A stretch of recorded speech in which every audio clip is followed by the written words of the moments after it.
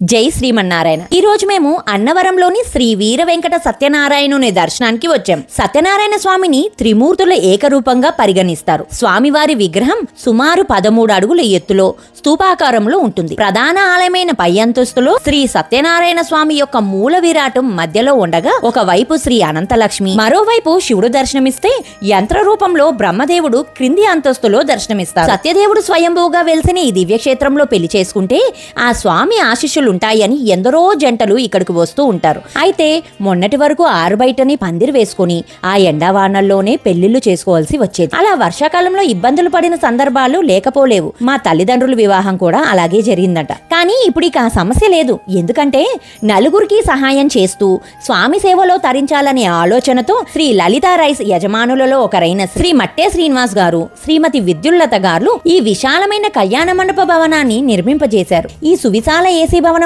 ఒకేసారి 12 జంటల కళ్యాణం జరుపుకోవడానికి ఉచితంగా ఏర్పాట్లు చేశారు. ప్రతి వేదిక వద్ద 100 నుంచి 200 మంది వరకు బంధువులు హాజరవ్వగలిగే అవకాశం ఉంది.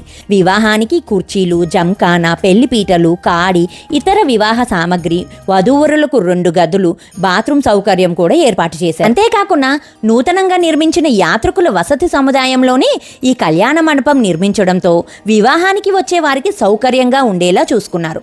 ఈ ఏర్పాట్లన్నీ పూర్తి ఉచితంగా కేవలం సేవాభావంతో శ్రీ లలితా రైస్ వారు దేవస్థానం వారి సహకారంతో భక్తులకు అందిస్తున్నారు. అందుకు వారు ధన్యులు. చూసారా అండి, ఈ ఏసీ కళ్యాణ మండపంలో మండు టెండల్లో కూడా ఎంత హాయిగా ఆనందంగా పెళ్లిళ్లు జరుపుకోగలుగుతున్నారో. దయచేసి ఈ వీడియోని నలుగురికి షేర్ చేయండి. తద్వారా ఆ స్వామి సమక్షంలో ఉచితంగా లభించే ఈ సదవకాశాన్ని ఎందరో ఉపయోగించుకోగలుగుతారు.